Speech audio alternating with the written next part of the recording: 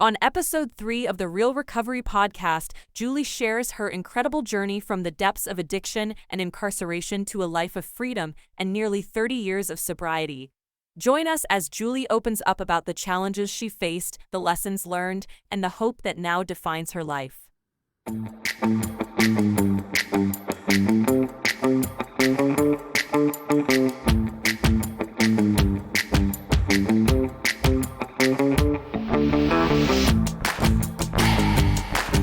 Hello, and welcome to the Real Recovery Podcast. I'm Julie, your co-host, on this journey of healing and transformation. Together with my co-host, Peter, we dive into the heart of recovery, sharing stories that resonate with courage and inspiration. That's right, Julie. Each episode is a new chapter in this vast narrative of recovery, and we're honored to bring them to you. But keep in mind the perspectives you'll hear are for informational purposes only and may not reflect the views of the podcast or our partners. Indeed, while these conversations can be a powerful part of your recovery toolkit, they are not substitute for professional medical advice. We encourage you to seek guidance from your healthcare provider for any treatment-related decisions. And if you're facing an immediate crisis, or if you just need to talk to someone who understands, don't hesitate to call the Recovery Crisis Line at 503-223-8569. That number is also on our website. Help is available 24/7. Now let's begin our episode Of recovery, real recovery.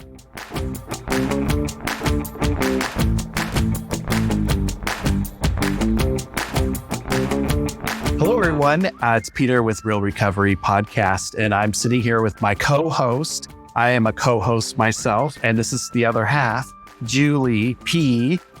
And we're going to talk I'll do a little less talking than I did the last episode, because I'm here to listen to hear Julie's story. And without further ado, let's hear it.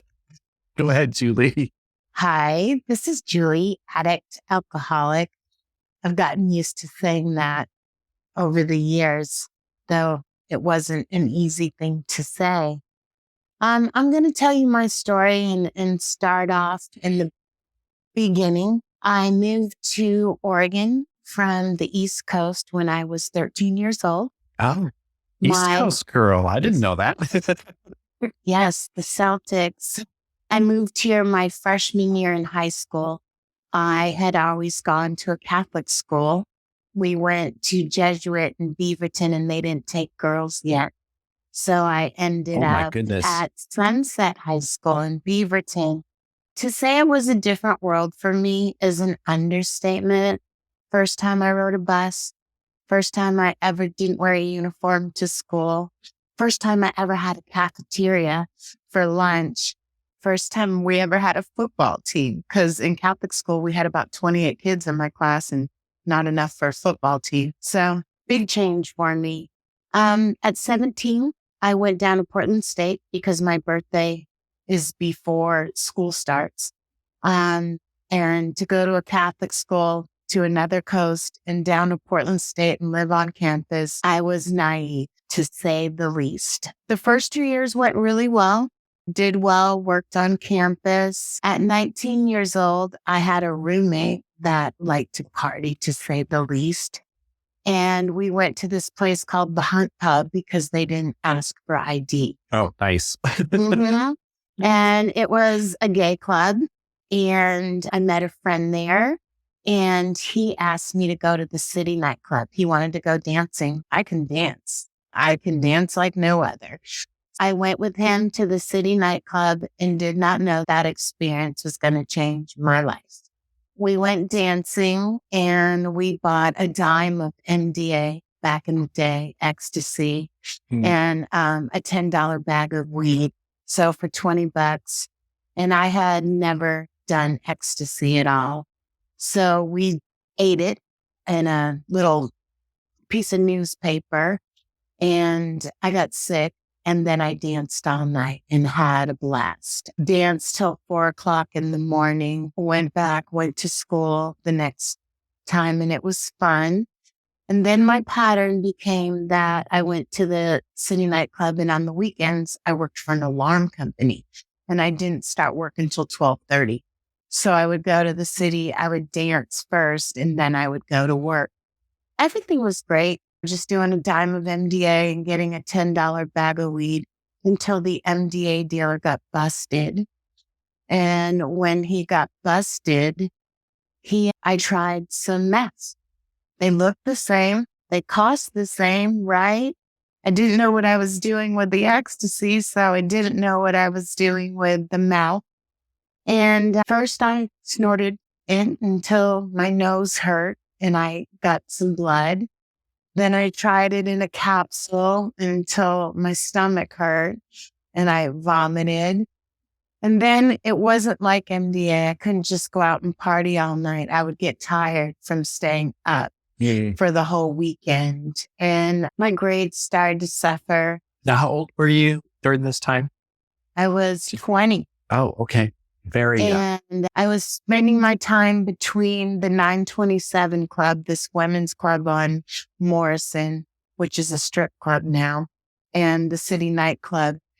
And the City Nightclub is for 21 and younger, even though some older people went there. But it was mostly people who couldn't drink yet, because once you drank, you went to Silverado and the Ambers.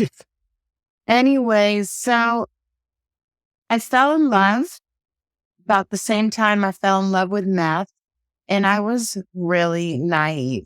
I had never been in a relationship, not in my whole life. I was focused on sports. I'm still focused on sports. I know more about sports than most men. More than I, for sure. For sure. More than anyone in our meeting. That's funny. But I met this girl.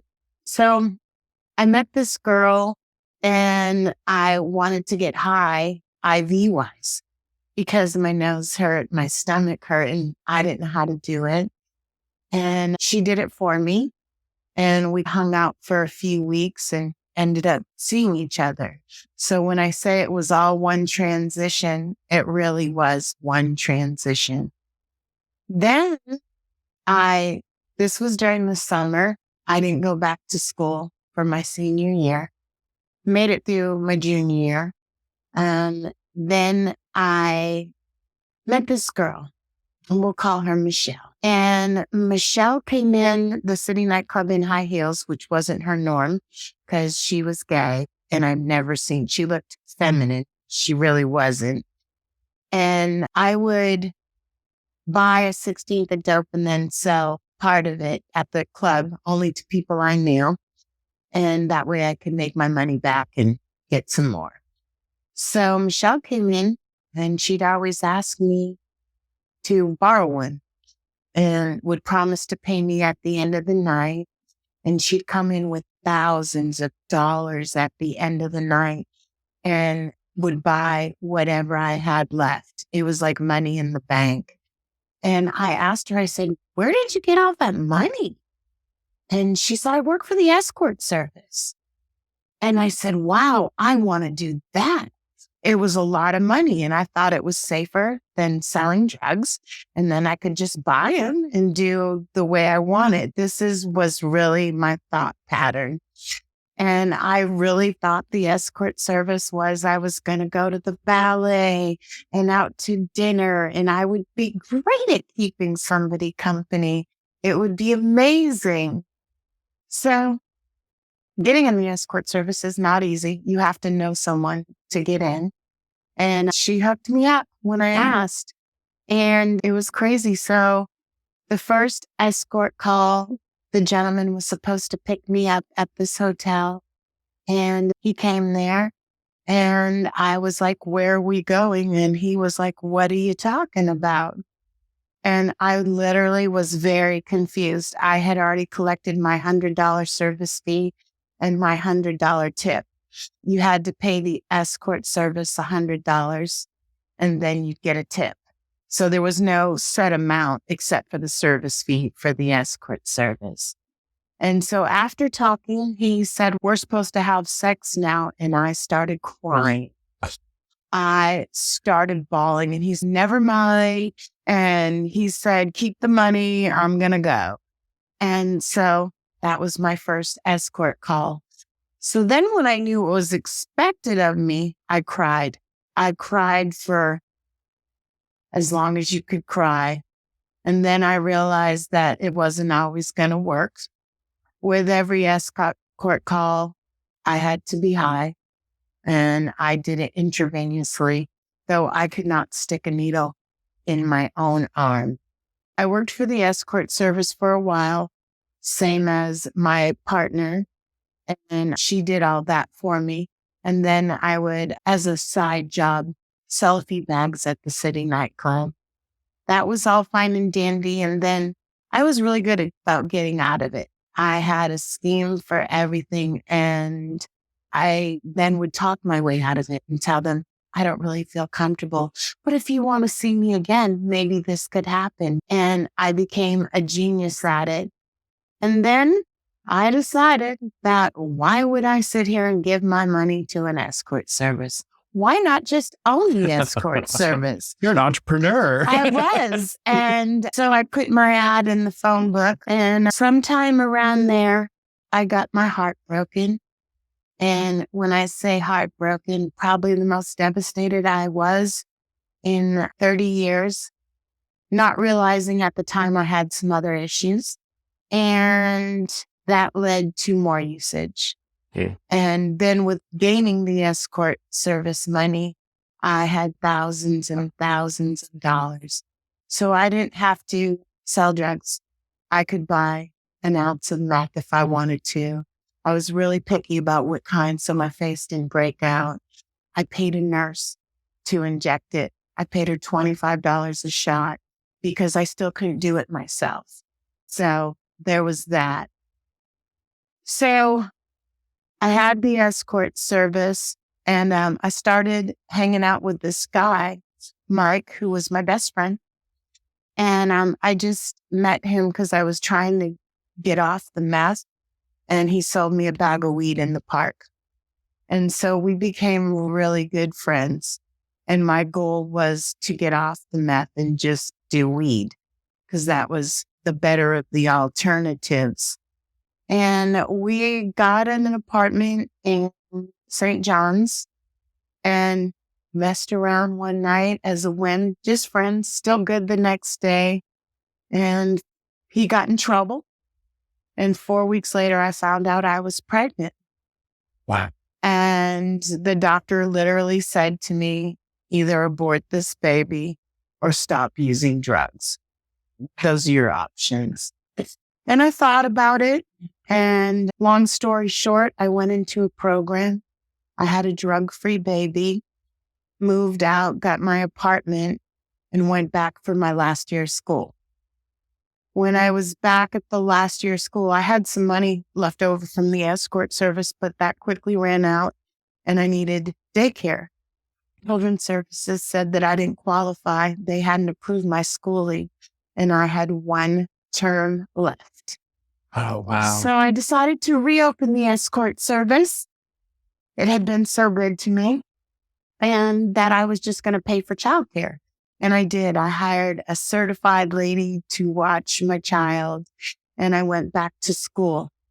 And while I was going back to school, I got sucked in again, and I made a lot of money in a little time, like 3 times as much as before. And I got in trouble with over $250,000 in the bank. And that led to prison and my mother taking my child. Luckily, my mother's answer to most of it was, you got yourself in this mess, you can get yourself out. And so I went to prison, and the first night I was in prison, my roommate, my cellmate, was doing 15 years for involuntary manslaughter, said, you should go to boot camp. And I said, what's boot camp? She said, you can get a time card cut. Your crime is nothing. So this is your first offense. You should get a time cut. And she said, they're only accepting applications till tomorrow. I literally sat up 3 hours and wrote my essay, basically why I wanted to go to boot camp. And I left for boot camp 7 days later. I get a little choked up because I was lucky I only did 6 months and 14 days. And I came home, got an apartment, got a job folding towels in the basement of the Mallory Hotel at the time. That's what it was called. And I folded towels every night for 30 days or so. Then I got an office job and got my daughter after 30 days, got an apartment. And then sometime, I don't know what date, sometime around March or April, I saw this lady that I used to know and I got high one time. I went straight to the parole officer and told her. I told on myself and told her, I don't want to do this, put me in jail. And she said, that's a little drastic. You're pretty successful. How about we go through treatment again? And I had gone through treatment when I went to the program when I was pregnant. I had gone through treatment in prison. I had gone as a part of a requirement. I had gone quite a few times. So I went back to treatment. And in treatment, this lady, bless her soul, said, first of all, don't hang out with anybody in treatment. Okay? Because most of them aren't going to make it. And I think you stand a shot. And then she told me, but you can only stay clean in treatment. And that's what you seem to do. And then you stay clean for a while. And I had been clean for 18 months, which is a chunk of time. And I had been clean for Cassandra the whole time. So together, I had 27 months clean, just the mess up. Anyway, she said, you need to find a meeting and you need to stay there for the rest of your life if you really want sobriety. And the next day, I went to see the parole officer, pee in the cup, which was my favorite thing while someone watched. Not. And she said, you need to get these meeting slips signed, 3 a week. And I said, okay. And the next day, I went to a meeting out at the Beaverton Center I just know it was by Dairy Queen. I went to a Narcotics Anonymous meeting. And I went to that meeting and someone was high. I could tell they were freaking high and I felt like I was going to vomit for real. And I was so uncomfortable, I left. And then I remembered this meeting that I had taken my friend Teresa to when she was pregnant because I didn't want her to use. And it was right when I first came home from boot camp. And Teresa was the last person I got high with as well. Good friend to me, like literally a good friend to me. And I remembered this meeting, so I went there. And it was at MCC Church in Portland. And I didn't know, but it was a gay men's meeting or a gay meeting, but there was only men there. And it was in the upstairs library. There was about 11 of them. And I went and I cried the entire time. Yeah. And literally there's this one guy named James and he would tell me, are you coming back tomorrow? And I would be like, okay. And I would say yes. And they would make me read how it works every day. And every day he would ask me if I'm coming back. And every day I would come back. And my plan was just to go for 6 months, get off parole, and I was good. I wouldn't go back to prison, which is what I was scared of. I didn't want to be a bad mom. I didn't there were so many things I wanted. I graduated from college finally. And so I went to that meeting and I went every day, not 3 times a week. I went every freaking day. And the meeting at that time was Monday through Friday. And on one of the Fridays, I had a breakdown. And I just told them that I had a really hard time on the weekends, not going to the meeting. So they started the meeting up on Saturdays and Sundays. And the reason to this day why the meeting is at 1 is because there was a church service at 12 at this church. And so the Sunday meeting was at 1. And 5 guys showed up to this meeting. Scott C. was one of them in our group. My sponsor, Fred, the 3 other are no longer. But we'd go to this meeting, they're like 10 minutes each, but it was good. It was really good. And at that time, I didn't want to lose touch base with the meeting. So I took the Friday secretary position. Mm-hmm.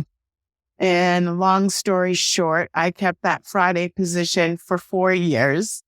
I went to meetings every day for 4 years, 3 months, and 22 days.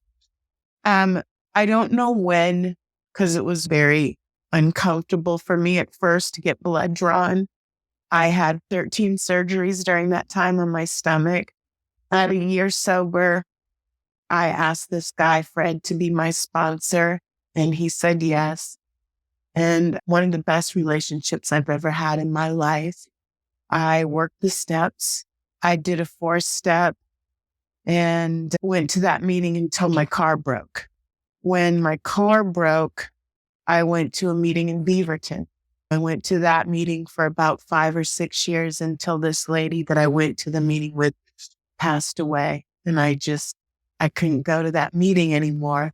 And at the same time, my sponsor's roommate that lived downstairs passed away. So we said we would go back to MCC together. So during this time, I went to work for Sprint, and I'm climbing up the corporate ladder. First, I was an agent, quality coach, supervisor. And I think at that time I was a Soup 2. And my mother died. 6 months later, my daughter's father died of an overdose. And what was good for me is no matter what I went there, I would just go to meetings. I knew what to do. Luckily, from going those 4 years, then me and my sponsor stayed on that trip of going every Friday. I would pick him up. I got my sponsor when he was 76, and he stayed sober for 24 years. Oh my goodness. Yeah. So we went to MCC. And at 19 years at Sprint, literally got about a 2 months notice that our job was closing due to the T-Mobile merger. COVID was on its way and coming. So I lost my job at 19 years, something I was just overfounded. I had been an operations manager there for 11 years. So now I'm at home. It's during COVID. And I decided I was going to write a book because my life is worth telling, right? And I couldn't do it. I sat there and cried. I was trying to write it from the beginning, and I couldn't write the first 15 years before I moved to Oregon. And Fred said to me, I think we need to do another 4-step around your childhood. And I said, nah. And he said, if you can't write about it, then we really need to deal with it. We're stuck in the house. It's COVID. What do we got to lose? And I said, do I have to write it? And he said, no. Let's just meet every Friday at 12, like we would for the meeting. So at 56 years old and 24 years sober, I admitted to him that at 5 years old to 11, I was molested. Not something I ever shared. I never wanted it to define me. I never wanted it to touch my child. And so we did it for 4 weeks, and it was the hardest conversations I've ever had. He dies 3 months later. I get a new job, and the new job is stressful. I'm trying to prove myself because I come from being a baller at Sprint, one of the highest rank and everything. And I'm trying to prove myself to this company. I'm working from 5 a.m. to 9 p.m., taking little breaks in between. I get COVID. I then get bronchitis, and then my eardrum blew. And I'm still working during all of this. And it was a difficult time for me. On my sponsor, I got a new sponsor on my AA birthday, and I knew who to go to. He had already been to court with me when I cleared my record, got it expunged, which is Dawn.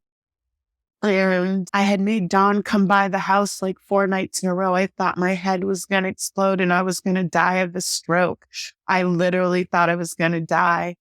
And he said, you're taking a break from work. And I said, no, it's really close to Christmas. And he said, no. And I said, let's do what the doctor says. And we went out, and the doctor said, you're taking a leave from work right now. Yeah. I had to see an ear specialist. My face kept going numb. So the doctor sent me to the psychiatrist because of the breakdown. She literally thought I had an episode. And the psychiatrist then, the first person in my life ever, asked me the hardest questions I've ever answered in my whole entire life. And she asked me, were you touched as a child? And I was like, why do you want to know? I was like, and I just kept crying. And I told her, because I didn't want to answer the questions, I told her. And then she said, and then what happened? And then I told her about the escort service. Then I told her about prison. And she's, holy crap, Julie, you are a miracle. Yeah. She was like, and then I told her about recovery. And I said, I just don't want to be defined by that. So between the psychiatrist and my doctor, they said I had to go to IOP, which is intensive outpatient. So at 25 years sober, I went to intensive outpatient for stress management and childhood trauma. I had never been to therapy ever. It's still not an easy thing for me as I sit here bawling, but I did go to IOP and I went back to AA again. It took me I never left AA, but when I was working that year, I went on holidays and when I could, but it wasn't consistently like it always had been for all those other years. It wasn't enough. And I'm going to tell you, I had sobriety, but not recovery at that time. The thought of using never crossed my mind, and I'm very lucky. I don't think about it at all. I'm part of the no matter what club.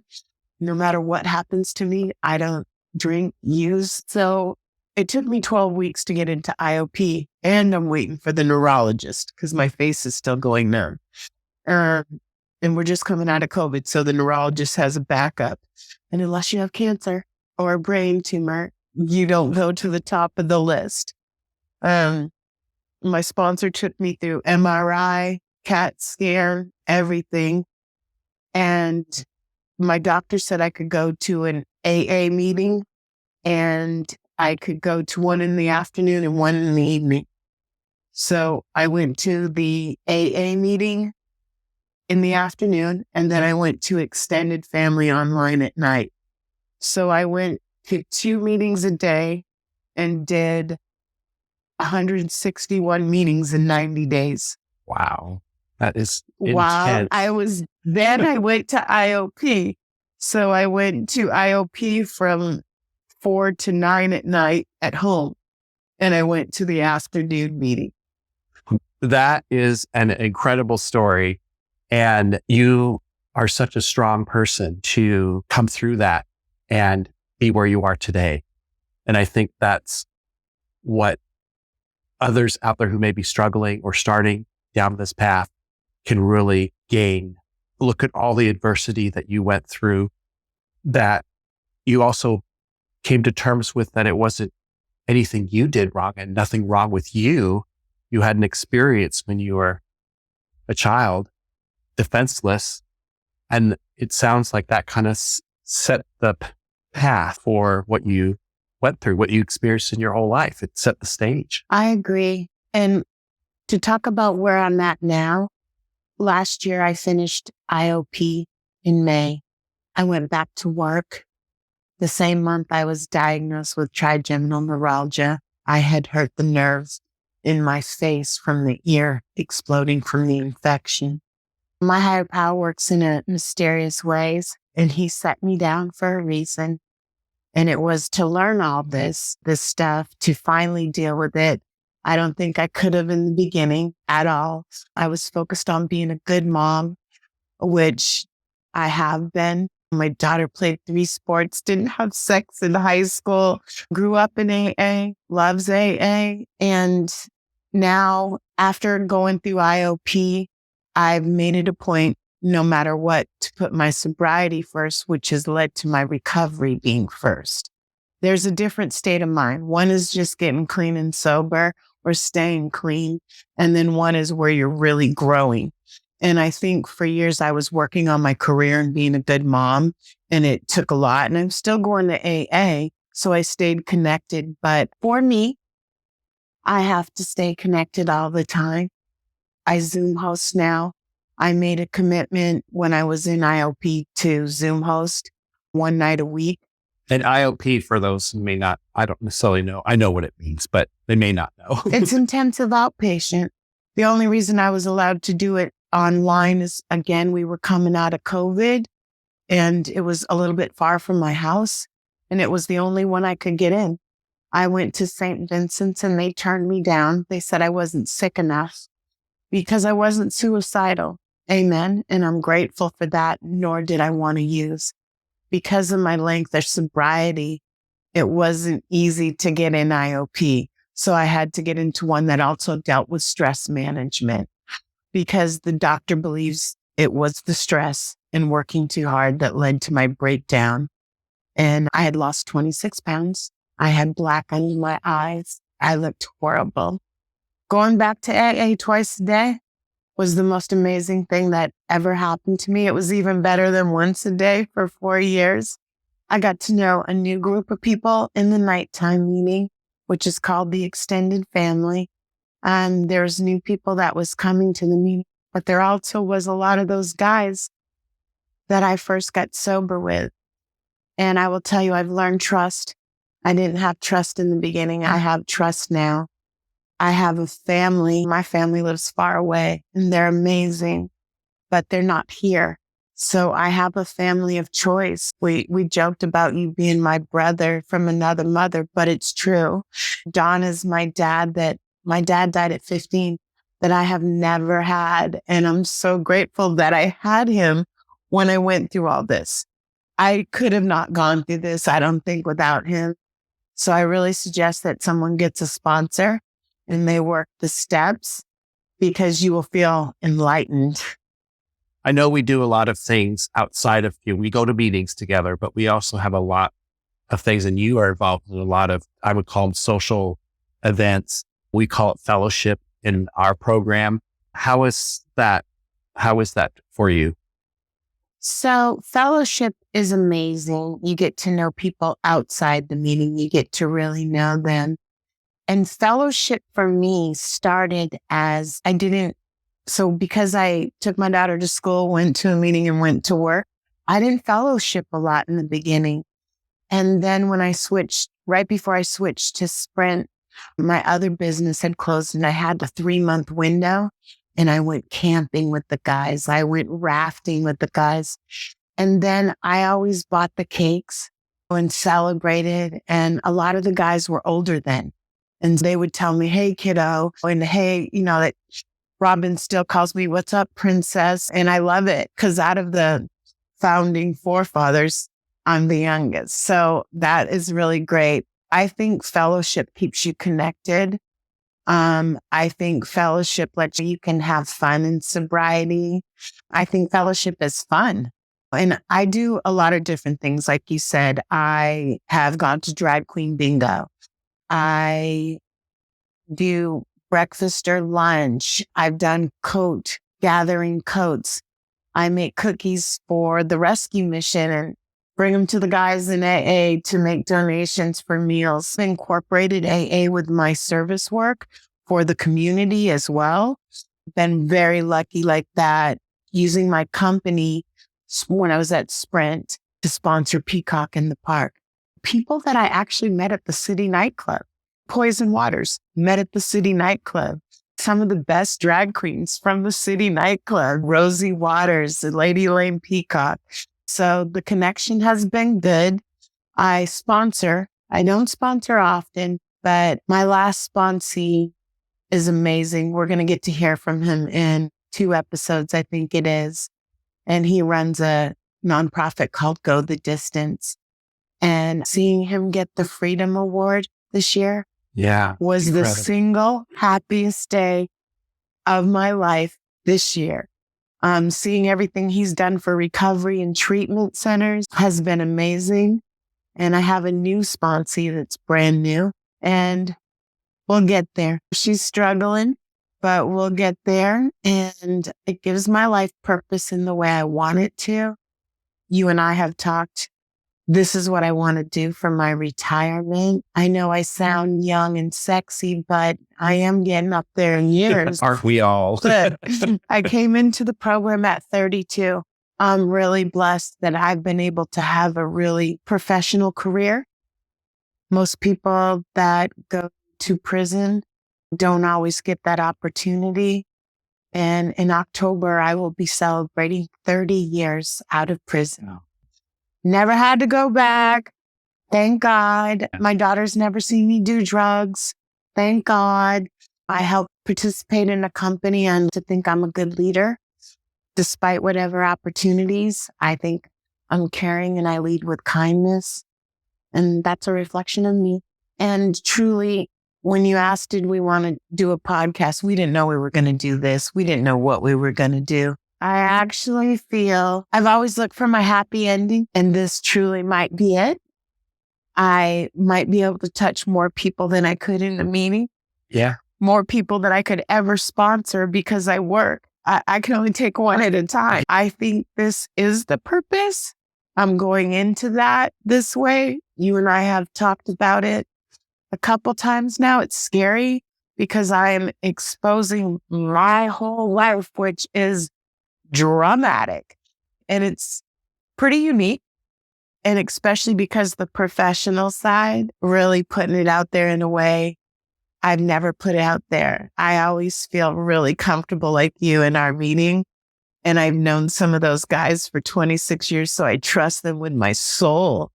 This is a little different. I feel naked and exposed, something I wouldn't do. Promiscuous in my personal life is something I'm not. I might have, when I was drinking, taken my clothes off and run around in front of other people, but not today. I think Camp Foss, I was, I think I was dared to run around Coopersfield naked, and I think I did that.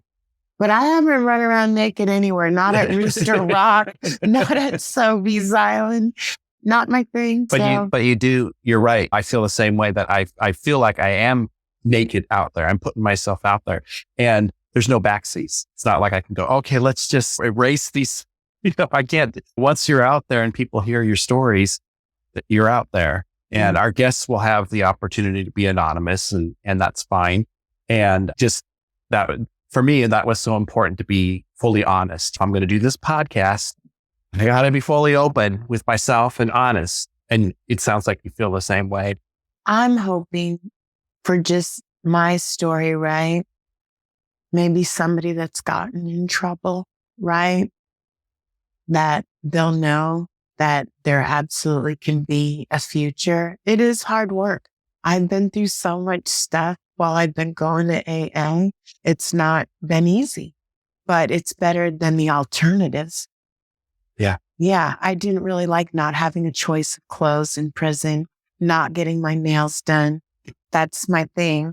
Not having a hairdresser, a lot of things. Yeah. I hope people will really keep coming back to our podcast, and I'll tell you why. If you think my story is amazing, there's a lot more coming.